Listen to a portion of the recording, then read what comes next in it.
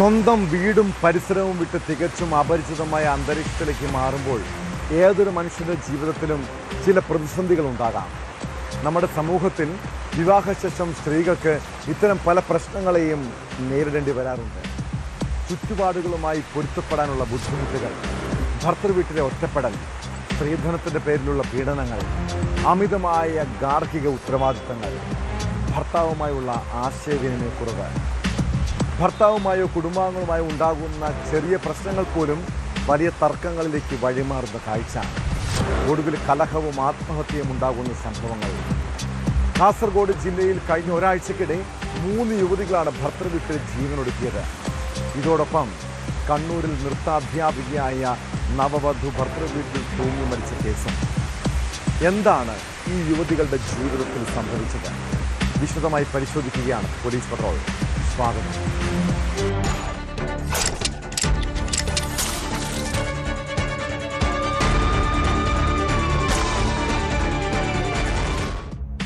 കാസർഗോഡ് കുറ്റിക്കോലിലെ അശ്വതിയും പറക്കളായി സ്വദേശി രൂപേഷും ഉറ്റ ബന്ധുക്കളാണ്. കുട്ടിക്കാലം മുതൽ ഒന്നിച്ച് കളിച്ചു വളർന്നവർ. പിന്നീട് ഇരുവരും തമ്മിൽ രക്തബന്ധങ്ങളെക്കാൾ അപ്പുറം അടുപ്പമായി. അത് പിന്നീട് പ്രണയമായി വളർന്നു. പക്ഷേ സഹോദരിമാരുടെ മക്കൾ തമ്മിലുള്ള പ്രണയത്തെ വീട്ടുകാർ ഒന്നടങ്കം എതിർത്തു. എന്നാൽ ബന്ധുക്കളുടെ എതിർപ്പിനെ മറികടന്ന് അവർ ഒന്നിച്ച് ജീവിക്കാൻ തീരുമാനിക്കുന്നു. അങ്ങനെ വിവാഹം നടന്നെങ്കിലും പല രീതിയിലുള്ള കുത്തുവാക്കുകളും ഒറ്റപ്പെടലും അശ്വതിക്ക് നേരിടേണ്ടി വന്നു. കഴിഞ്ഞ ദിവസം യുവതിയെ വീട്ടിൽ വിഷം കഴിച്ച നിലയിൽ കണ്ടെത്തിയതോടെയാണ് ഈ സംഭവങ്ങളെല്ലാം പുറലോകം അറിയുന്നത്. ഒടുവിൽ ആശുപത്രി ചികിത്സയിലേക്ക് അവൾ മരണത്തിന് കീഴടങ്ങി. വിവാഹം കഴിഞ്ഞ് 1 മാസം തികയും മുൻപാണ് ആത്മഹത്യ. സംഭവത്തിൽ കാസർഗോഡ് ടൗൺ പോലീസ് അസ്വാഭാവിക മരണത്തിന് കേസെടുത്ത് അന്വേഷണം ആരംഭിച്ചു.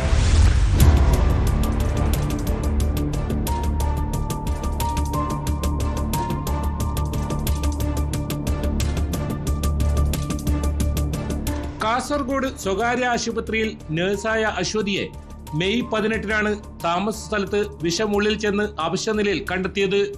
ഉടൻ തന്നെ ആശുപത്രിയിൽ പ്രവേശിപ്പിച്ചിരുന്നുവെങ്കിലും നില ഗുരുതരമായതിനാൽ പ്രാഥമിക ചികിത്സയ്ക്ക് ശേഷം പരിയാരം മെഡിക്കൽ കോളേജ് ആശുപത്രിയിലേക്ക് മാറ്റി. ചികിത്സയിലിരിക്കെ കഴിഞ്ഞ ദിവസം രാത്രിയിലാണ് മരണം സംഭവിച്ചത്. ബേഡകം പോലീസ് സ്റ്റേഷൻ പരിധിയിലെ കുറ്റിക്കോൽ ബേത്തൂർപ്പാറ വട്ടംതട്ട സ്വദേശിനിയായ അശ്വതിയുടെ വിവാഹം കഴിഞ്ഞ 4-ാം തീയതിയാണ് നടന്നത്. അമ്പലത്തറ പോലീസ് സ്റ്റേഷൻ പരിധിയിലെ പറക്കളായി ചീറ്റക്കാവ് സ്വദേശി രൂപേഷാണ് ഭർത്താവ്. വിവാഹത്തിനു ശേഷം വെറും 3 ആഴ്ചയ്ക്ക് ശേഷമുണ്ടായ യുവതിയുടെ മരണം ബന്ധുക്കളെയും സഹപ്രവർത്തകരെയും ഒരുപോലെ വേദനയിലാഴ്ത്തി. ആശുപത്രിയിൽ ചികിത്സയിലിരിക്കെ യുവതിയുടെ രഹസ്യമൊഴി പോലീസ് രേഖപ്പെടുത്തിയിരുന്നു. സംഭവത്തിൽ കാസർഗോഡ് ടൗൺ പോലീസ് അസ്വാഭാവിക മരണത്തിന് കേസെടുത്ത് അന്വേഷണം ആരംഭിച്ചു. BNS-ലെ 194 വകുപ്പ് പ്രകാരമാണ് കേസ് രജിസ്റ്റർ ചെയ്തിരിക്കുന്നത്. കേസിന്റെ അന്വേഷണം SI MB രാജന്റെ നേതൃത്വത്തിൽ പുരോഗമിക്കുകയാണെന്ന് പോലീസ് അറിയിച്ചു. അശ്വതിയുടെ മരണത്തിന് പിന്നിലെ കാരണം വ്യക്തമല്ല. കുടുംബ പ്രശ്നങ്ങളോ മറ്റു മാനസിക സമ്മർദ്ദങ്ങളോ ഉണ്ടായിരുന്നോ എന്നതടക്കമുള്ള കാര്യങ്ങൾ പോലീസ് അന്വേഷിച്ചു വരികയാണ്. മൃതദേഹം പോസ്റ്റ്മോർട്ടത്തിന് ശേഷം ബന്ധുക്കൾക്ക് വിട്ടു നൽകി.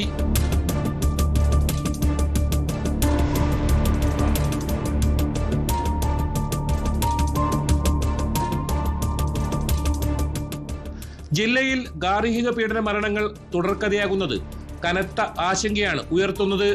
ഒരാഴ്ചക്കിടെ മാത്രം 3 യുവതികളാണ് ജീവനൊടുക്കിയത്.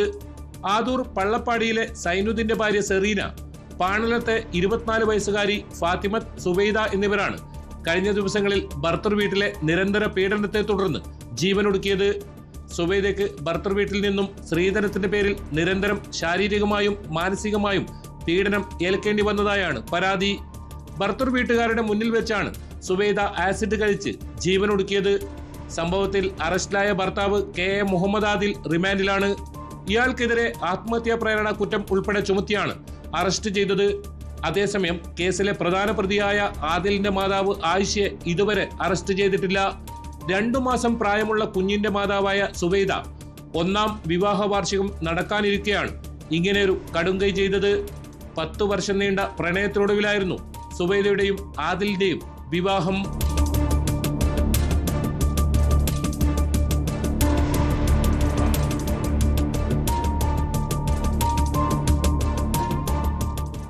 കുട്ടികൾ ഇല്ലാത്തതിന്റെ പേരിലുള്ള പീഡനമാണ് ചരലടക്ക സ്വദേശി സെറീനയുടെ മരണത്തിന് കാരണമായി പറയപ്പെടുന്നത്.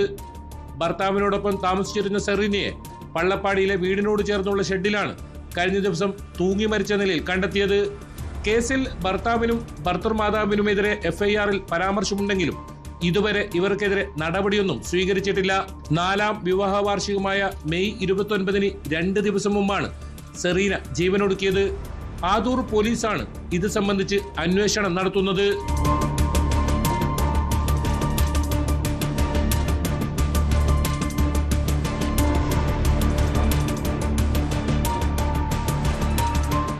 KB Baiju, news 18, Kasaragod. നീ ഒരു പെണ്ണല്ലേ, എല്ലാം അഡ്ജസ്റ്റ് ചെയ്യണം. പുതിയ വീട്ടിലെ സാഹചര്യങ്ങളോട് പൊരുത്തപ്പെടാൻ അല്പം സമയമെടുക്കും. വിവാഹത്തിന് ശേഷം യുവതികൾ ഇങ്ങനെയുള്ള പല ഉപദേശങ്ങളും കേൾക്കാറുണ്ട്. ഭർത്തൃ വീട്ടിലെ സാഹചര്യങ്ങളും ചുറ്റുപാടുമായി പൊരുത്തപ്പെടാനുള്ള ബുദ്ധിമുട്ടുകളും ഒറ്റപ്പെടലും ഗാർഹിക പീഡനവും ഒക്കെ ഉണ്ടായാലും സ്വന്തം വീട്ടുകാർ പോലും അത് മനസ്സിലാക്കില്ല. കണ്ണൂരിൽ നൃത്താധ്യാപികയായ നവവധുവിനെ ഭർത്തൃ വീട്ടിൽ തൂങ്ങിയ മരിച്ചതിൽ കണ്ടെത്തിയ സംഭവത്തിന് പിന്നിലും എന്തെങ്കിലും കാരണങ്ങൾ ഉണ്ടാകും. തളിപ്പറമ്പ് സ്വദേശിനി സാന്ദ്രയെയാണ് മരിച്ചതിൽ കണ്ടെത്തിയത്. എന്നാൽ മരണകാരണം വ്യക്തമല്ല. സംഭവത്തിൽ പോലീസ് അസ്വാഭാവിക മരണത്തിന് കേസെടുത്ത് അന്വേഷണം തുടങ്ങി.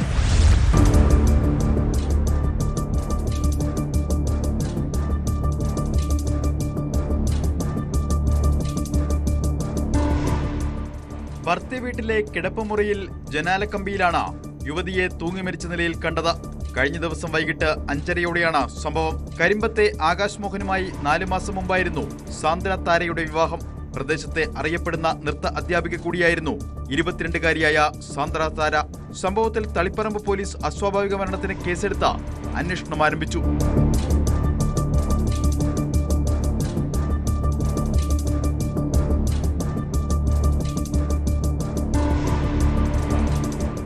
ആത്മഹത്യയാണെന്നാണ് പോലീസിന്റെ പ്രാഥമിക നിഗമനം. എന്നാൽ ഇതിനുള്ള കാരണം വ്യക്തമല്ല. കാര്യമായ കുടുംബ പ്രശ്നങ്ങളൊന്നുമില്ലെന്നാണ് വിവരം. കൊല്ലം സ്വദേശികളാണ് സാന്ദ്ര താരയുടെ മാതാപിതാക്കളായ രമേശനും താരയും. ഇവർ നേരത്തെ പറശ്ശിനിത്തലയിലായിരുന്നു താമസം. പിന്നീട് ബാവുപ്പറമ്പിലേക്ക് താമസം മാറിയിരുന്നു. കണ്ണൂർ ഗവൺമെന്റ് കോളേജ് മോർച്ചറിയിൽ സൂക്ഷിച്ചിരുന്ന മൃതദേഹം പോസ്റ്റ്മോർട്ടത്തിന് ശേഷം ബന്ധുക്കൾക്ക് വിട്ടു നൽകും. ശനിയാഴ്ച രാവിലെ മഞ്ചാൽ പൊതുശ്മശാനത്തിലാണ് സംസ്കാരം. സൂര്യജിത്ത് സഹോദരനാണ്.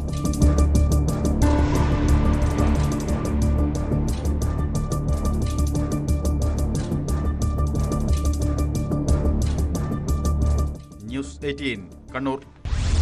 ഒരു ദിവസം 100 കണക്കിന് ആളുകളുമായി ബന്ധപ്പെടുന്നവരാണ് രാഷ്ട്രീയ നേതാക്കൾ. കുടുംബ പ്രശ്നങ്ങളും ജോലി ആവശ്യവുമൊക്കെയായി നിരവധി പേർ അവരെ സമീപിക്കാറുണ്ട്. എന്നാൽ സ്ത്രീകളുമായി ഇടപെടുമ്പോൾ ജാഗ്രത പാലിച്ചില്ലെങ്കിൽ രാഷ്ട്രീയ ഭാവി തന്നെ ഇല്ലാതാകുമെന്ന് നിങ്ങൾ ഓർക്കണം കേട്ടോ. രാഹുൽ മാങ്കൂട്ടത്തിൽ നിന്നും പ്രക്ഷോഭ് വത്സരമെതിരായ ലൈംഗിക പീഡന കേസിൽ പ്രക്ഷോഭം സംഘടിപ്പിച്ച CPM-നെ പ്രതിരോധത്തിലാക്കി പ്രാദേശിക നേതാവിനെതിരെ ആരോപണം. പാലക്കാട് ശ്രീകൃഷ്ണപുരത്ത് ജോലി വാഗ്ദാനം നൽകി യുവതിയെ പീഡിപ്പിച്ചുവെന്ന പരാതിയിൽ ഡിവൈഎഫ്ഐ നേതാവിനെതിരെ പോലീസ് കേസെടുത്തു. ശ്രീകൃഷ്ണപുരം പഞ്ചായത്തിലെ 13ാം വാർഡ് മെമ്പറും ഡിവൈഎഫ്ഐ നേതാവുമായ സുജിത്ത് ജോലി വാഗ്ദാനം നൽകി പീഡിപ്പിച്ചെന്നാണ് കേസ്.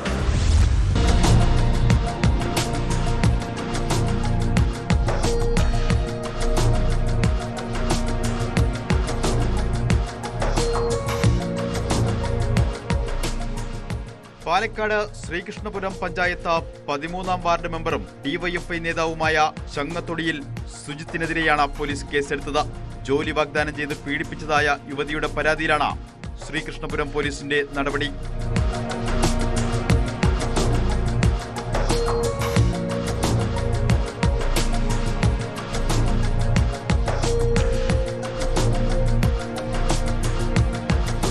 പരാതിക്കാരിയായ 23-കാരി ശ്രീകൃഷ്ണപുരം സ്വദേശിയാണ്.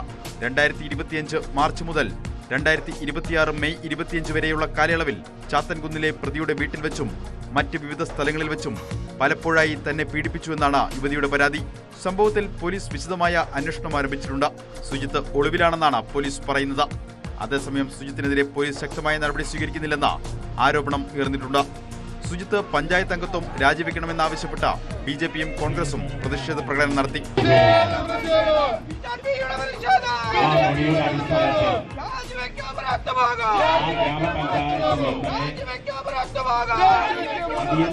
ശ്രീകൃഷ്ണപുരത്ത് ഇതൊരു ഭൂഷണമാണോ? ഉത്തരവാദപ്പെട്ട ജനപ്രതിനിധികൾ ഇതറിഞ്ഞില്ലെന്ന് നടിക്കാൻ പറ്റുമോ? ഇന്നലെയും മിനിഞ്ഞാന്നുണ്ടായ സംഭവം മാത്രമുള്ളത് ഈ കാര്യം തന്നെ. ഇത് കുറേയായി പോഞ്ഞുകൊണ്ടിരിക്കുക. പരാതിക്കാരിയെ മജിസ്ട്രേറ്റിന് മുന്നിൽ ഹാജരാക്കി മൊഴി രേഖപ്പെടുത്തിയ ശേഷം തുടർ നടപടികൾ സ്വീകരിക്കുമെന്ന് പോലീസ് അധികൃതർ അറിയിച്ചു.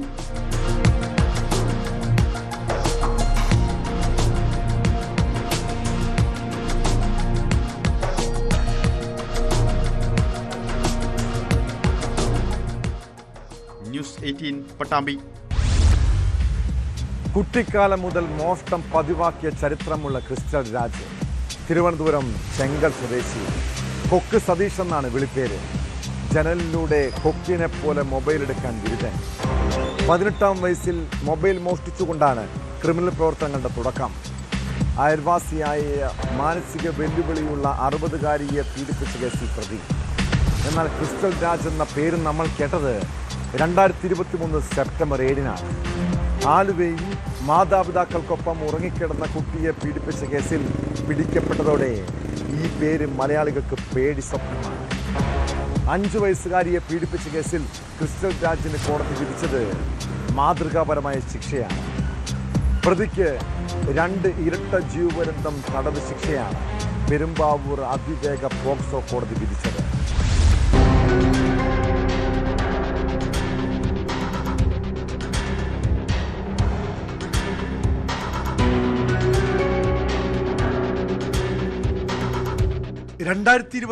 സെപ്റ്റംബർ 7-നാണ് മാതാപിതാക്കൾക്കൊപ്പം ഉറങ്ങുകയായിരുന്ന കുട്ടിയെ തട്ടിക്കൊണ്ടുപോയി ഇയാൾ പീഡിപ്പിച്ചത്. രാത്രി പെൺകുട്ടിയുടെ വീട്ടിലെത്തിയത് മോഷണ ലക്ഷ്യമിട്ടായിരുന്നു. അതിനിടെയാണ് തട്ടിക്കൊണ്ടുപോകലും പീഡനവും നടന്നത്. രാത്രി കുട്ടിയുടെ വീട്ടിലെത്തിയ പ്രതി ജനലിലൂടെ അകത്തേക്ക് കൈകടത്തി വാതിൽ തുറന്ന ശേഷം അവിടെ ഇരുന്ന മൊബൈൽ ഫോണാണ് ആദ്യം എടുത്തത്. ഇതിനിടെ കുട്ടിയെ ശ്രദ്ധയിൽപ്പെട്ടു. തുടർന്ന് കുട്ടിയുമായി പുറത്തേക്കിറങ്ങി ഇടവഴികളും മറ്റും കടന്ന് പാടത്തെത്തി. പെൺകുട്ടിയുടെ വീട്ടിൽ നിന്ന് മോഷ്ടിച്ച മൊബൈൽ ഫോൺ അപ്പോൾ ഓണായിരുന്നു. അതിനാൽ കുറ്റകൃത്യത്തിന് ശേഷം പ്രതി ആലുവ മാർവൽ ജംഗ്ഷൻ വരെ എത്തിയത് മൊബൈൽ ടവർ ലൊക്കേഷൻ നോക്കി പോലീസ് മനസ്സിലാക്കി. അങ്ങനെയാണ് പരമാവധി CCTV ദൃശ്യം ശേഖരിച്ചത്. 8 വയസ്സുകാരിയെ വീട്ടിൽ നിന്നും തട്ടിക്കൊണ്ടുപോയി പീഡിപ്പിച്ച് പാടത്ത് ഉപേക്ഷിച്ച കേസിലെ പ്രതി ക്രിസ്റ്റൽ രാജിനെ കുടുക്കിയത് മൊബൈൽ ഫോണായിരുന്നു. രാത്രിയിൽ കുട്ടിയുടെ വീട്ടിൽ നിന്നെടുത്ത മൊബൈലിന്റെ ടവർ ലൊക്കേഷനാണ് അന്വേഷണത്തിൽ നിർണായകമായത്.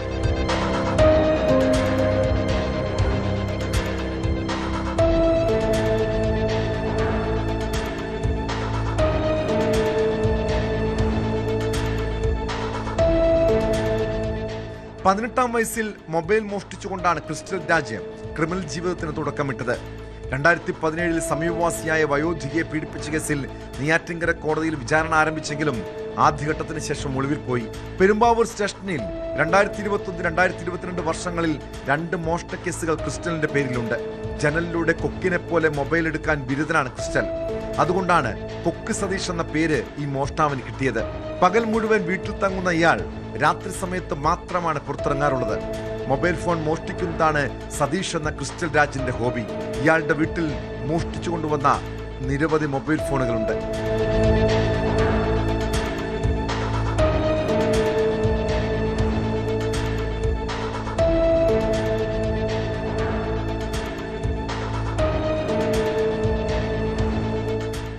ന്യൂസ് 18 പെരുമ്പാവൂർ. ഇതര സംസ്ഥാന തൊഴിലാളികൾ തിങ്ങിപ്പാർക്കുന്ന സ്ഥലങ്ങളാണ് എറണാകുളം ജില്ലയിലെ പെരുമ്പാവൂരും പരിസര പ്രദേശങ്ങളും. ഇവിടെ ഭീതിയോടെയാണ് നാട്ടുകാരുടെ ജീവിതം. പെൺകുട്ടികളുള്ള മാതാപിതാക്കൾ വലിയ ആശങ്കയോടെയാണ് കഴിയുന്നത്. 1 വർഷം മുൻപ് പെരുമ്പാവൂരിൽ 5 വയസ്സുകാരിയെ മിഠായി വാങ്ങിത്തരാമെന്ന് പറഞ്ഞ് കൂട്ടിക്കൊണ്ടുപോയി പീഡിപ്പിച്ച കേസ് ചിലരെങ്കിലും ഓർക്കുന്നുണ്ടാകും. കേസിൽ പ്രതിക്ക് കോടതി 72 വർഷം കഠിന തടവ് ശിക്ഷ വിധിച്ചിരിക്കുന്നു. ബിഹാർ സ്വദേശി നജീർ മിയാൻ 1,90,000 രൂപ പിഴയടയ്ക്കണമെന്നും പെരുമ്പാവൂർ അതിവേഗ പോക്സോ കോടതിയുടെ ഉത്തരവിലുണ്ട്.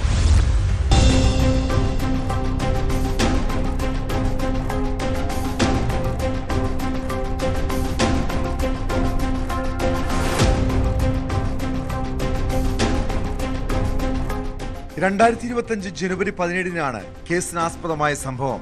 കുറുപ്പമ്പടി പോലീസ് സ്റ്റേഷൻ പരിധിയിലെ ഓടക്കാലി കോട്ടച്ചിറയിലെ പ്ലൈവുഡ് കമ്പനിയിൽ സെക്യൂരിറ്റി ജീവനക്കാരനായിരുന്നു പ്രതി. ഇവിടെ ജോലി ചെയ്തു വന്ന അതിഥി തൊഴിലാളിയുടെ 5 വയസ്സുള്ള മകളെയാണ് ഇയാൾ പീഡനത്തിനിരയാക്കിയത്. പിതാവിനെ അന്വേഷിച്ച് പ്ലൈവുഡ് കമ്പനിയിലെത്തിയ കുട്ടിയെ പ്രതി മിഠായി വാങ്ങിത്തരാമെന്ന് പറഞ്ഞ് തന്ത്രപൂർവ്വം മറ്റൊരിടത്തേക്ക് കൂട്ടിക്കൊണ്ടുപോയി അതിക്രൂരമായി പീഡിപ്പിക്കുകയായിരുന്നു. രക്ഷകർത്താക്കളുടെ പരാതിയുടെ അടിസ്ഥാനത്തിൽ കേസെടുത്ത കുറുപ്പമ്പടി പോലീസ് നടത്തിയ അന്വേഷണത്തിനൊടുവിലാണ് പ്രതിയെ അറസ്റ്റ് ചെയ്തത്. 5 വകുപ്പുകളിലായാണ് ശിക്ഷ വിധിച്ചിട്ടുള്ളത്. 3 വകുപ്പുകളിൽ 20 വർഷം വീതം കഠിന തടവും 50,000 രൂപ വീതം പിഴയുമാണ് ശിക്ഷ. മറ്റ് 2 വകുപ്പുകളിൽ യഥാക്രമം 5 വർഷവും 7 വർഷവും വീതം തടവും 20,000 രൂപ വീതം പിഴയും ശിക്ഷിച്ചിട്ടുണ്ട്. ശിക്ഷാ കാലാവധി ഒന്നിച്ചനുഭവിച്ചാൽ മതി. പ്രതിയെ വിയൂർ സെൻട്രൽ ജയിലിലേക്ക് കൊണ്ടുപോയി. പ്രോസിക്യൂഷന് വേണ്ടി special public prosecutor advocate A സിന്ധുവാണ് ഹാജരായത്.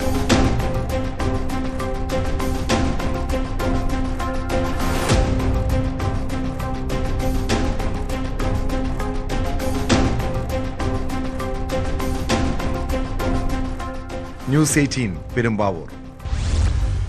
സ്ത്രീകളുമായി അടുപ്പം പുലർത്തി അവരെ ലൈംഗികമായി ചൂഷണം ചെയ്യുന്ന ചില പുരുഷന്മാരുണ്ട്. കാഴ്ചയിൽ മാന്യന്മാർ, നല്ല പെരുമാറ്റം, ഏത് സമയത്തും സഹായം ചെയ്യാൻ സന്നദ്ധർ. അങ്ങനെ വിശ്വാസം നേടിയെടുത്ത ശേഷം ലൈംഗികമായി പീഡിപ്പിക്കും. പാലക്കാട് കൊപ്പം സ്വദേശി ദേവരാജൻ അവിവാഹിതയായ യുവതിയെ സൗഹൃദം നടിച്ചാണ് പീഡിപ്പിച്ചത്. കേസിൽ 4 വർഷത്തിന് ശേഷം പ്രതിക്ക് കോടതി ശിക്ഷ വിധിച്ചിരിക്കുന്നു.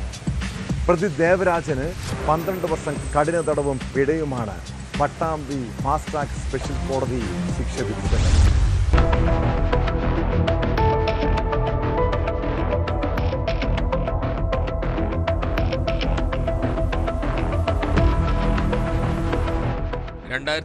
ലാണ് കേസിനാസ്പദമായ സംഭവം. കോപ്പം പോലീസ് സ്റ്റേഷൻ പരിധിയിൽ അവിവാഹിതയായ സ്ത്രീയോട് ലൈംഗിക അതിക്രമം നടത്തിയെന്ന കേസിലാണ് കോപ്പം അമയൂർ സ്വദേശി കല്ലിടുമ്പിൽ തേക്കതിൽ 45 വയസ്സുകാരൻ ദേവരാജനെ 12 വർഷം കഠിന തടവിന് കോടതി ശിക്ഷിച്ചത്. പട്ടാമ്പി ഫാസ്റ്റ് ട്രാക്ക് സ്പെഷ്യൽ കോടതി ജഡ്ജി ദിനേശ് എൻ പിള്ളയാണ് ശിക്ഷ വിധിച്ചത്. തടവിന് പുറമെ 40,000 രൂപ പിഴയും അടയ്ക്കണം. പിഴസംഖ്യ ഇരക്കി നൽകണമെന്ന് വിധിയിലുണ്ട്.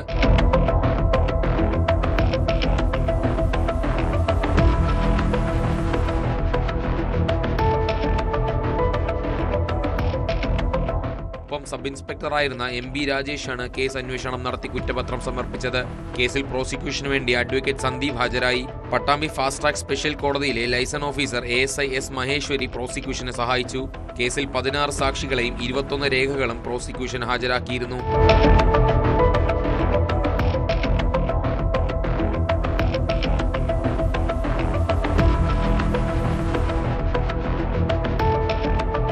ന്യൂസ് 18 പട്ടാമ്പി. ആലപ്പുഴ കായംകുളത്ത് സ്വർണം കവർന്ന ശേഷം വയോധികയെ കായലിൽ ജീവനോടെ കെട്ടിത്താഴ്ത്തിയ കേസ് ഏറെ ഞെട്ടിപ്പിച്ച സംഭവമാണ്. കുടുംബവുമായുള്ള അടുപ്പം മുതലെടുത്താണ് പ്രതി പ്രകാശൻ കൊല്ലപ്പെട്ട തങ്കമ്മയുടെ വീട്ടിലെത്തിയത്. അതിനിടെയായിരുന്നു കവർച്ചയും കൊലപാതകവും. കേസിൽ പിടിയിലായ പ്രതിയുമായി പോലീസ് തെളിവെടുപ്പ് നടത്തി. പ്രതി താമസിക്കുന്ന കനകക്കുന്നിലെ വീട്ടിലും ആഭരണങ്ങൾ വിറ്റ കായംകുളത്തെ സ്വർണ്ണ വ്യാപാരശാലയിലും എത്തിച്ചായിരുന്നു തെളിവെടുപ്പ്. തെളിവെടുപ്പിനിടെ പ്രതിക്കെതിരെ നാട്ടുകാരുടെ പ്രതിഷേധമുണ്ടായി. കൊല്ലപ്പെട്ട തങ്കമ്മയുടെ ബന്ധുവുമായി സൗഹൃദം സ്ഥാപിച്ച പ്രകാശൻ കുറേ നാളത്തെ ആസൂത്രണത്തിന് ശേഷമാണ് കൊലപാതകം നടത്തിയത്.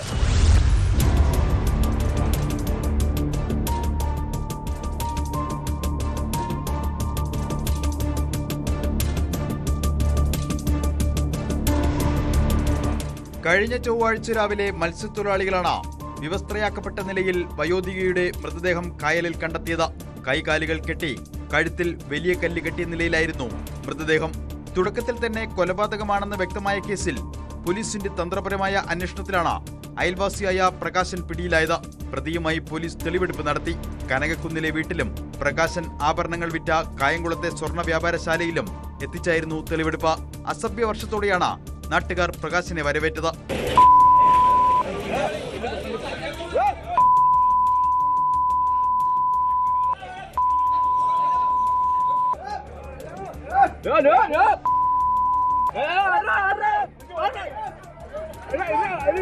പ്രതിയുടെ വീട്ടിൽ നിന്നും സ്വർണം വിറ്റ് കിട്ടിയ പണവും ഈ പണം ഉപയോഗിച്ച് പണയത്തിൽ നിന്ന് തിരിച്ചെടുത്ത സ്വർണമാലയും പോലീസ് കണ്ടെടുത്തു. ആറാട്ടുപുഴ കള്ളിക്കാട് സ്വദേശിയായ പ്രകാശൻ 2 വർഷം മുൻപാണ് കനകക്കുന്നിൽ വീടും വസ്തുവും വാങ്ങി താമസം ആരംഭിച്ചത്. തനിച്ചു താമസിക്കുന്ന തങ്കമ്മ എപ്പോഴും സ്വർണ്ണാഭരണങ്ങൾ ധരിക്കുമായിരുന്നു. സ്വർണ്ണമോഷണവും കൊലപാതകവും പ്രകാശൻ നേരത്തെ ആസൂത്രണം ചെയ്തിരുന്നതായാണ് പോലീസ് സംശയിക്കുന്നത്. തങ്കമ്മയുടെ ബന്ധു രാജേഷുമായി പ്രകാശൻ സൗഹൃദം സ്ഥാപിച്ചിരുന്നു. അതുവഴി തങ്കമ്മയുടെ വീട്ടിലും പരിചയമുണ്ടാക്കി. ഗ്യാസ് റിപ്പയർ ചെയ്യാൻ തങ്കമ്മ പ്രകാശനെ വിളിച്ചിരുന്നു. ഇതിനുശേഷമാണ് കൊലപാതകം. 80-കാരിയായ തങ്കമ്മയെ തലയ്ക്ക് പിന്നിലടിച്ച് ബോധരഹിതയാക്കിയ ശേഷം കൈകാലുകൾ ബെഡ്ഷീറ്റും കൈലിയും ഉപയോഗിച്ച് കെട്ടി കായലിൽ താഴ്ത്തുകയായിരുന്നു എന്നാണ് പ്രതിയുടെ മൊഴി. തങ്കമ്മയെ കല്ലുകെട്ടി കായലിൽ താഴ്ത്താൻ ഉപയോഗിച്ച കയറാണ് പ്രതിയിലേക്കെത്താൻ പോലീസിന് സഹായിച്ചത്. മത്സ്യബന്ധനത്തിന് ഉപയോഗിക്കാറുള്ള ഇത്തരം കയർ ഇടയ്ക്ക് മത്സ്യബന്ധനത്തിന് പോകാറുള്ള പ്രതിയുടെ വീടിന്റെ സമീപത്ത് കണ്ടതായി അയൽവാസികൾ പോലീസിനോട് പറഞ്ഞിരുന്നു. തുടർന്ന് പ്രകാശൻ പോലീസിന്റെ നിരീക്ഷണത്തിലായിരുന്നു. ഇയാളുടെ പെരുമാറ്റത്തിലെ അസ്വാഭാവികത കൂടി കണ്ട് പോലീസ് കസ്റ്റഡിയിലെടുത്ത് ചോദ്യം ചെയ്തപ്പോൾ പ്രതി കുറ്റം സമ്മതിക്കുകയായിരുന്നു.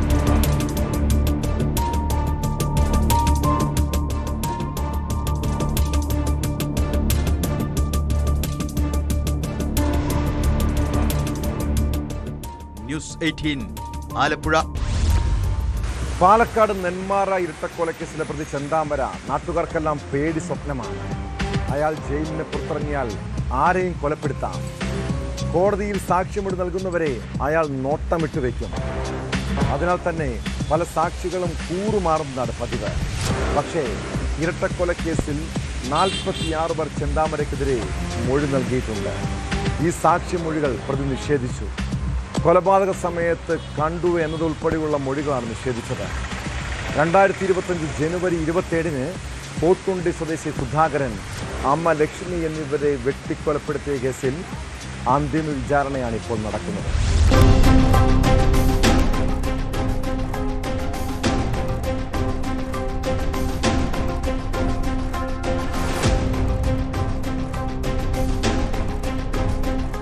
ആകെ 89 സാക്ഷികളാണ് കേസിലുള്ളത്. 46 സാക്ഷികളുടെ മൊഴി വായിച്ച് കേൾപ്പിച്ചതിന് ശേഷം ആ മൊഴികളിൽ പ്രതി ചെന്താമരയുടെ വിശദീകരണം എന്താണെന്നാണ് കോടതി ആരാഞ്ഞത്. മൊഴിയിൽ പറയുന്നതൊന്നും സത്യമല്ലെന്നായിരുന്നു ചെന്താമരയുടെ നിലപാട്. 4 മാസത്തിലേറെ തുടർന്നു വരുന്ന സാക്ഷി വിസ്താരമാണ് പാലക്കാട് അഡീഷണൽ സെഷൻസ് കോടതി 4-ൽ പൂർത്തിയായത്.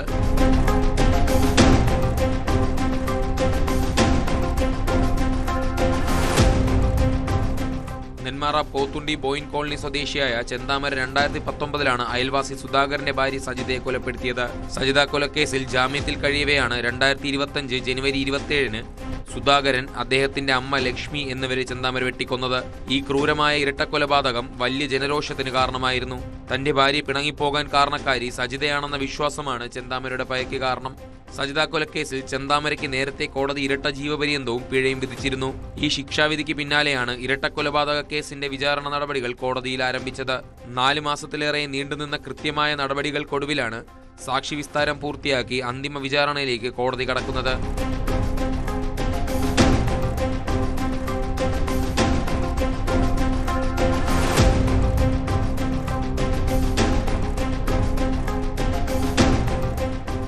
ന്യൂസ് 18 പട്ടാമ്പി. CMRL എക്സാലോജിക് ഇടപാടുമായി ബന്ധപ്പെട്ട് 12 ഇടങ്ങളിൽ നടത്തിയ റെയ്ഡിന്റെ 2ാം ഘട്ടത്തിലേക്ക് കടക്കുകയാണ് എൻഫോഴ്സ്മെന്റ് ഡയറക്ടറേറ്റ്. റെയ്ഡിൽ പിടിച്ചെടുത്ത രേഖയിലൂടെയും ഡിജിറ്റൽ ഉപകരണങ്ങളുടെയും പരിശോധന ഉടൻ ഉണ്ടാകുമെന്നാണ് സൂചന. ഇതിൽ വീണ വിജയന്റെ ഫോൺ പരിശോധന നിർണായകമാകും. രേഖകൾ പരിശോധിക്കുന്നതിന്റെ അടിസ്ഥാനത്തിൽ ചോദ്യം ചെയ്യലിന് ഹാജരാകാൻ വീണയ്ക്കും CMRLനുമായി ബന്ധപ്പെട്ടവർക്കും നോട്ടീസ് നൽകുമെന്നാണ് വിവരം.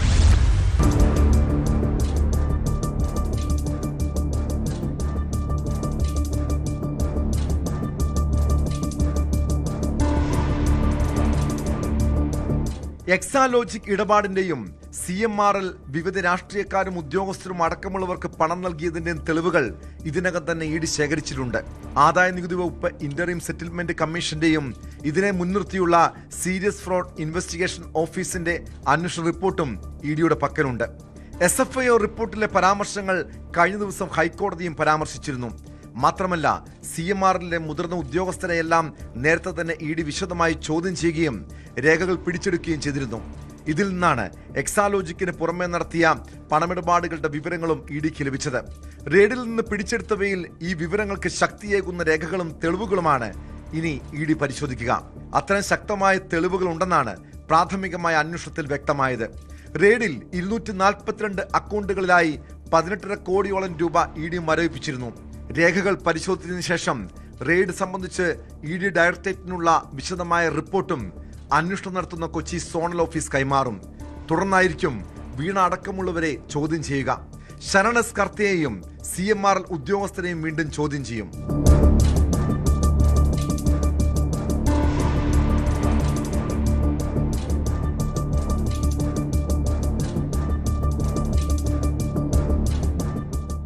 CMRL നിന്ന് 2.72 കോടി രൂപ എക്സാലോജിക്ക് കൈപ്പറ്റിയതുമായി ബന്ധപ്പെട്ട തെളിവുകൾ ലഭിക്കുമെന്നാണ് EDയുടെ പ്രതീക്ഷ.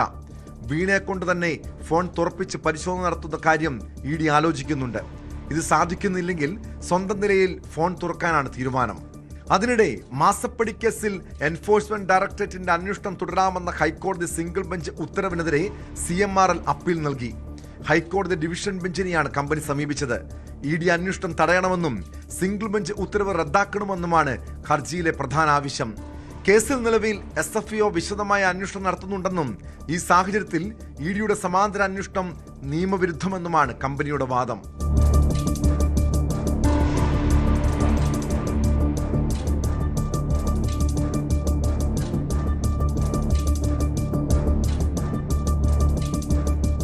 അതേസമയം ED ഉദ്യോഗസ്ഥരെ ആക്രമിച്ച കേസിൽ CPM Palayam local committee secretary IP Binu അടക്കം 13 പ്രതികളെ ജൂൺ 12 വരെ റിമാൻഡ് ചെയ്തു.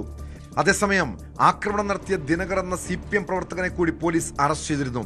ഇതോടെ കേസിൽ പിടിയിലായവരുടെ എണ്ണം 20ആയി. IP ബിനു ഉൾപ്പെടെ 6 പേർ കീഴടങ്ങുകയായിരുന്നു. ഒരാൾക്ക് നോട്ടീസ് നൽകി വിട്ടയച്ചു. ബാക്കിയുള്ളവരുടെ അറസ്റ്റാണ് രേഖപ്പെടുത്തിയത്.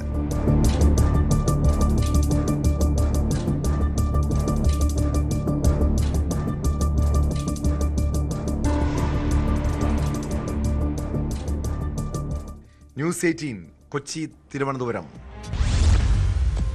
മലപ്പുറത്ത് ലോട്ടറി ഏജൻസിയിൽ ആൾമാറാട്ടത്തിലൂടെ ജോലിക്കെത്തി ലോട്ടറി ടിക്കറ്റുകൾ മോഷ്ടിച്ച കേസാണ് പോലീസ് പട്രോളിനെ പരിശോധിക്കുന്നത്. എടപ്പാളിലെ അമ്മ ലോട്ടറി ഏജൻസിയിൽ നിന്ന് ലോട്ടറി ടിക്കറ്റുകൾ മോഷ്ടിച്ച് പണം തട്ടിയ കേസിൽ പ്രതിയെ പോലീസ് അറസ്റ്റ് ചെയ്തു. മധുര സ്വദേശി ഗണേശാണ് പിടിയിലായത്. സമ്മാനാർഹമായ ലോട്ടറി ടിക്കറ്റുകൾ മോഷ്ടിച്ച് ഇയാൾ പണം തട്ടിയെടുക്കുകയായിരുന്നു. സംഭവത്തിന് ശേഷം മുങ്ങിയ പ്രതിയെ കോയമ്പത്തൂരിൽ നിന്നാണ് പോലീസ് പൊക്കിയത്.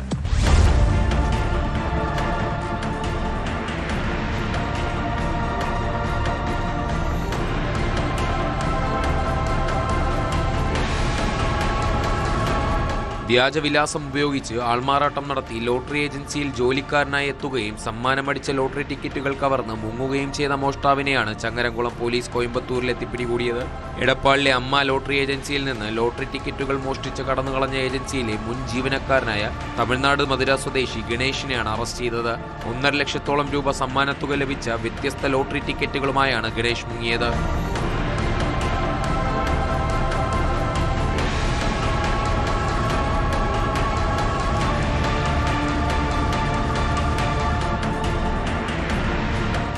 കഴിഞ്ഞ മാർച്ചിലാണ് കേസിനാസ്പദമായ സംഭവം. പത്രപരസ്യം കണ്ടാണ് ഗണേഷ് ജോലി അന്വേഷിച്ച അമ്മ ലോട്ടറി ഏജൻസിയിലെത്തിയത്. എന്നാൽ വ്യാജവിലാസമാണ് ഗണേഷ് കടയുടമയ്ക്ക് നൽകിയത്. മോഷണം നടന്ന ശേഷം പോലീസ് നടത്തിയ അന്വേഷണത്തിലാണ് ഗണേഷ് നൽകിയ തിരിച്ചറിയൽ രേഖയിലെ മധുരയിലുള്ള വിലാസം വ്യാജമാണെന്ന് തിരിച്ചറിഞ്ഞത്.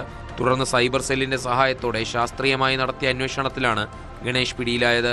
കോയമ്പത്തൂർ കോവേ പീളിമേടിലെ ഒരു സ്വകാര്യ സ്ഥാപനത്തിൽ സെക്യൂരിറ്റി ജീവനക്കാരനായി ജോലി ചെയ്തു വരികയായിരുന്നു ഗണേഷ്. മോഷണത്തിന് ശേഷം തൃശൂരിനും കോട്ടയത്തിനും ഇടയിലുള്ള 20ഓളം ലോട്ടറി ഏജൻസികളിൽ കയറി ടിക്കറ്റുകൾ മാറി ഇയാൾ പണം കൈക്കലാക്കി. ഈ തുക ഉപയോഗിച്ച് സുഹൃത്തുക്കൾക്കൊപ്പം കോട്ടയം, മൂന്നാർ, ചെന്നൈ, ബംഗളൂരു എന്നിവിടങ്ങളിൽ ഉല്ലാസയാത്ര നടത്തിയതായും പോലീസ് പറഞ്ഞു. പണം തീർന്നതോടെ കഴിഞ്ഞ 6 മാസമായി തൃശൂർ, പാലക്കാട്, മലപ്പുറം ജില്ലകളിലെ വിവിധ ലോട്ടറി കടകളിൽ ഇയാൾ മാറി മാറി ജോലി ചെയ്തിരുന്നു. പിന്നീടാണ് കോയമ്പത്തൂരിലേക്ക് പോയത്. ചങ്ങരംകുളം പോലീസും തിരൂർ ഡാൻസ് ആഫും സംയുക്തമായാണ് പ്രതിയെ വലയിലാക്കിയത്. കോടതിയിൽ ഹാജരാക്കിയ പ്രതിയെ റിമാൻഡ് ചെയ്തു.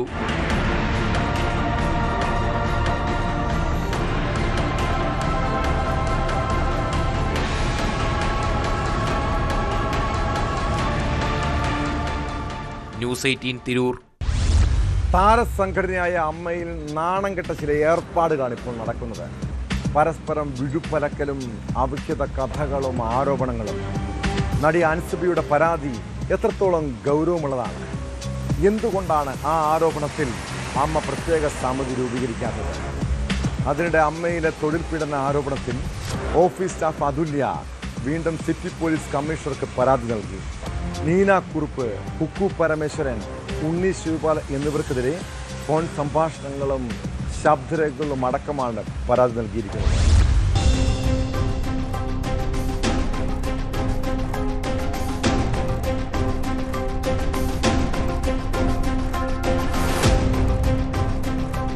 അമ്മയിലെ ഓഫീസ് സ്റ്റാഫ് അതുല്യ, ട്രഷറർ ഉണ്ണി ശിവപാലിനും ജനറൽ സെക്രട്ടറി കുക്കു പരമേശ്വരനുമെതിരെ തൊഴിൽ പീഡന പരാതി ഉന്നയിച്ച് രംഗത്ത് വന്നിരുന്നു. സംഭവം വിവാദമായതോടെ ജനറൽ സെക്രട്ടറി പുറത്താക്കിയ അതുല്യയെ എക്സിക്യൂട്ടീവ് കമ്മിറ്റി ജോലിയിൽ തിരിച്ചെടുക്കുകയും ചെയ്തു. ജോലിയിൽ തിരിച്ചു പ്രവേശിച്ചതിന് പിന്നാലെ വീണ്ടും മാനസിക പീഡനവും ഭീഷണിയും ഉണ്ടായതായി അതുല്യ. തനിക്കെതിരെ ഗൂഢാലോചന നടത്തിയ സംഭവവും തന്നെ അപകീർത്തിപ്പെടുത്താൻ ശ്രമിച്ചതും ഉൾപ്പെടുത്തിയാണ് സിറ്റി പോലീസ് കമ്മീഷണർക്കും ജില്ലാ ലേബർ ഓഫീസർക്കും അതുല്യ പരാതി നൽകിയത്. ഞാൻ കമ്മീഷണർക്ക് കൊടുത്ത പരാതിയിൽ എനിക്കെതിരെ അവിടെ നടന്ന ഗൂഢാലോചനകൾ, എന്നെ ടെർമിനേറ്റ് ചെയ്തതിന്റെ ഭാഗമായിട്ട് കുക്കു പരമേശ്വരനും ഉണ്ണി ശിവപാലും നീന കുറുപ്പും ചേർന്നുണ്ടാക്കിയ ഒരു വലിയൊരു സ്ക്രിപ്റ്റ് ഉണ്ടായിരുന്നു. അപ്പം അതും അതിന്റെ വോയിസ് എനിക്ക് സെക്യൂരിറ്റി എന്നെ വിളിച്ചിട്ട് ഇന്ന കാര്യങ്ങൾ പറയാൻ അയാളെ ഏൽപ്പിച്ചു എന്ന് പറയുന്ന വോയിസ് ക്ലിപ്പ് ഉൾപ്പെടെ ആണ് ഞാൻ പരാതി കൊടുത്തിട്ടുള്ളത്. പിറകെ എന്നെ ജീവിക്കാൻ സമ്മതിക്കാത്ത വിധത്തിൽ വീണ്ടും പരാതികൾ വരുമ്പം ഞാൻ തന്നെ സംസാരിക്കണമല്ലോ, ഞാൻ നടിയല്ലല്ലോ. ഇഷ്ടമല്ലാത്തത് കൊണ്ടാണ്. ഒന്നുകിൽ അയാളുടെ ആരെങ്കിലും വരാനിരുന്നിട്ടുണ്ടാവണം, അതിപ്പോ ഞാൻ ചെന്നത് ഇഷ്ടപ്പെട്ടിട്ടുണ്ടാവത്തില്ല, അത്രേ ഉള്ളൂ. അതേസമയം അൻസിബയുടെ പരാതിയിൽ പ്രത്യേക സമിതി രൂപീകരിക്കുന്നത് അമ്മ പരിഗണിച്ചേക്കില്ല. എക്സിക്യൂട്ടീവ് കമ്മിറ്റിയിൽ തന്നെ വിഷയം പരിഹരിക്കാനാണ് നീക്കം.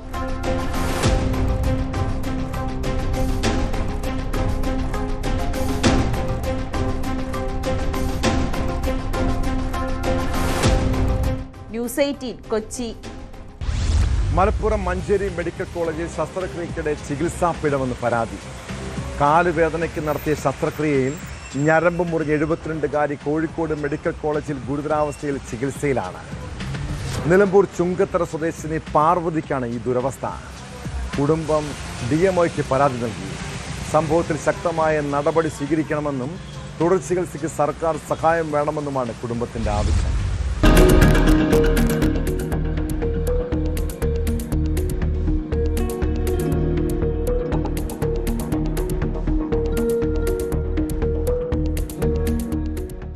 കാലുവേദനയെ തുടർന്നാണ് പാർവതി ഈ മാസം ആദ്യം മഞ്ചേരി മെഡിക്കൽ കോളേജിൽ ചികിത്സ തേടിയത്. ചെറിയ ഒരു ശസ്ത്രക്രിയ നടത്തിയാൽ വേദന മാറുമെന്ന് ഡോക്ടർമാർ പറഞ്ഞതോടെ അതിന് സമ്മതിച്ചു. ഈ മാസം 12-ാം തീയതിയായിരുന്നു ശസ്ത്രക്രിയ. എന്നാൽ ശസ്ത്രക്രിയയ്ക്ക് ശേഷം കാലിന്റെ നിറം മാറിയതും മരവിച്ചതും ശ്രദ്ധയിൽപ്പെട്ട ബന്ധുക്കൾ ഇക്കാര്യം ഡോക്ടർമാരെ അറിയിച്ചു. രാത്രി വിദഗ്ധ ചികിത്സ നൽകാൻ സാഹചര്യമില്ലാത്തതിനാൽ മറ്റെവിടേക്കെങ്കിലും കൊണ്ടുപോകുവാൻ മഞ്ചേരി മെഡിക്കൽ കോളേജ് അധികൃതർ കുടുംബത്തോട് ആവശ്യപ്പെട്ടു. തുടർന്ന് അന്ന് രാത്രി തന്നെ കോഴിക്കോട് മെഡിക്കൽ കോളേജിലേക്ക് അവരെ കൊണ്ടുപോയി. കോഴിക്കോട് മെഡിക്കൽ കോളേജിൽ നടത്തിയ വിദഗ്ധ പരിശോധനയിലാണ് ശസ്ത്രക്രിയയിൽ കാലിന്റെ ഞരമ്പ് മുറിഞ്ഞത് കണ്ടെത്തിയത്. തുടർ ചികിത്സകൾക്കായി ഇതിനകം 3 ശസ്ത്രക്രിയകൾ പാർവതിക്ക് നടത്തി. ഇപ്പോഴും നഷ്ടമായ ചലനശേഷി തിരിച്ചു കിട്ടുമോ എന്ന് ഉറപ്പില്ലാത്ത അവസ്ഥ. കോഴിക്കോട് മെഡിക്കൽ കോളേജിൽ എത്തിയപ്പോഴാണ് ഈ ഞരമ്പ് മുറിഞ്ഞ കാര്യം ഞങ്ങൾ അറിയുന്നത്. അപ്പം നമ്മൾ അതിന് മുന്നേ നമുക്ക് അറിയില്ലല്ലോ ഞരമ്പ് മുറിഞ്ഞിട്ടാണ് ഇത് കാലിങ്ങനെ ആയതെന്ന്. കാരണം ഒരു കുഴപ്പമില്ലാതെ നടന്നു പോയതാണ്. ചെറിയ കാല് കുത്തുമ്പോൾ ചെറിയ വേദന ഉള്ളായിരുന്നു. ഇത് ശരിയാവുമെന്ന് ഒരു ഉറപ്പ് പറയില്ല. ഓരോന്ന് പറ്റിയല്ലേ, അങ്ങനെ ഇപ്പം എത്ര ആൾക്കാർ പാട് ചെയ്യണ്ട, എല്ലാവർക്കും ഇത് പറ്റൂലേ. മഞ്ചേരി മെഡിക്കൽ കോളേജ് അധികൃതരുടെ അശ്രദ്ധയും അനാസ്ഥയുമാണ് പാർവതിയുടെ കാലിന്റെ ചലനശേഷി ഇല്ലാതാക്കിയതെന്ന് കുടുംബം ആരോപിക്കുന്നു. ചെറിയൊരു കാലുവേദന മാറ്റാൻ ശസ്ത്രക്രിയയ്ക്കായി നടന്നുപോയ രോഗിക്ക് കാലിന്റെ ചലനശേഷി തന്നെ നഷ്ടപ്പെട്ട അവസ്ഥയാണ് ഇപ്പോഴുള്ളതെന്നും കുടുംബം പറയുന്നു. ഇൻഷുറൻസ് സൗകര്യം ലഭിച്ചിട്ടില്ലെന്നും ഇതിനകം ചികിത്സയ്ക്കായി ലക്ഷങ്ങൾ ചെലവാക്കി കഴിഞ്ഞുവെന്നും കുടുംബം ചൂണ്ടിക്കാട്ടി. എത്രങ്ങാനും പൈസ പോയത്. ഇപ്പം ഇന്നലെ 17,000 റുപ്യൻ്റെ മെഷീൻ ഇന്നലെ വാങ്ങിക്കൊടുത്തു. അവർക്ക് നീര് വലിക്കണ മെഷീൻ വെക്കണം എന്ന് പറഞ്ഞാണ്ട് അത് വാങ്ങിക്കൊടുത്തു. ഒരു പറയണ ഇങ്ങനെ കൊണ്ടു കൊടുക്കണ്ടേ, ഓപ്പറേഷൻ്റെ സാധനങ്ങൾ വാങ്ങാൻ മാത്രം. ഒരു പറഞ്ഞു ഇൻഷൂർ കാർഡിലൊന്നും തരാൻ പറ്റില്ല. സ്കാനിങ്ങിൽ ഞങ്ങൾ ചെല്ലുമ്പോൾ തന്നെ സ്കാൻ ചെയ്തു. അപ്പോഴാണ് പറയുന്നത് നരമ്പ് കട്ടായിട്ട് അവിടെ മടക്കി സ്റ്റാപ്ലർ അടിച്ച് വെച്ചാണ് പറഞ്ഞു. പരാതി DMOയ്ക്ക് പരാതി കൊടുക്കുകയാണ്. സംഭവത്തെക്കുറിച്ച് അന്വേഷിച്ച ശേഷം പ്രതികരിക്കാമെന്നാണ് ആരോഗ്യവകുപ്പിന്റെ വിശദീകരണം.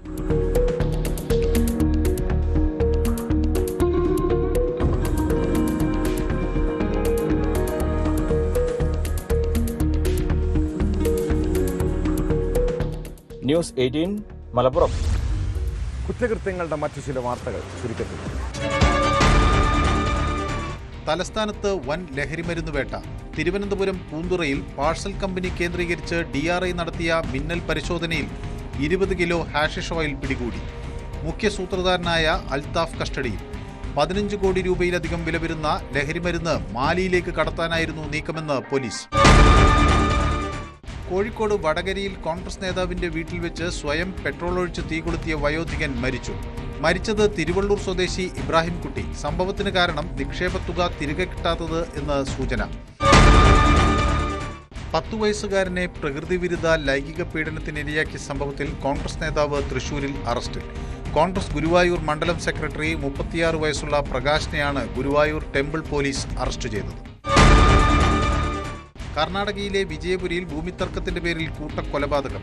ഗോവിന്ദപുര ഗ്രാമത്തിൽ വെടിവെച്ച് കൊന്നത് ഒരു കുടുംബത്തിലെ 5 പേർ ഉൾപ്പെടെ 6 പേര്. വാഴ 2 എന്ന സിനിമ സൗഹൃദത്തിൻ്റെയും കുടുംബ ബന്ധങ്ങളുടെയും നല്ല പാഠങ്ങളാണ് പകർന്നു നൽകുന്നത്. അനാവശ്യ വാശികൾ വലിയ നഷ്ടങ്ങൾ വരുത്തിവെക്കുമെന്നും കൂടെയുള്ളവരെ തിരിച്ചറിഞ്ഞ് അവരോടൊപ്പം സന്തോഷത്തോടെ ജീവിക്കണമെന്നും സിനിമ ഓർമ്മിപ്പിക്കുന്നുണ്ട്. നമ്മുടെ വ്യക്തി ജീവിതത്തിൽ അടുത്ത ബന്ധുക്കളും സുഹൃത്തുക്കളുമായി പല പ്രശ്നങ്ങളും ഉണ്ടാകാം. അതിൻ്റെ കാരണം എന്താണെന്ന് നിങ്ങൾ പരിശോധിക്കാറുണ്ടോ? തെറ്റുകൾ സംഭവിക്കുന്നത് മനുഷ്യ സ്വാഭാവികമാണ്. എന്നാൽ ആ തെറ്റ് അംഗീകരിക്കാനും പരസ്പരം വിട്ടുകൊടുക്കാനും തയ്യാറാകുമ്പോഴാണ് സൗഹൃദങ്ങളും കുടുംബ ബന്ധങ്ങളും കൂടുതൽ ശക്തമാകുന്നതെന്ന് നമ്മൾ തിരിച്ചറിയണം കേട്ടോ. ഇതോടെ പോലീസ് പെട്രോൾ പൂർണ്ണമാകും. നമസ്കാരം.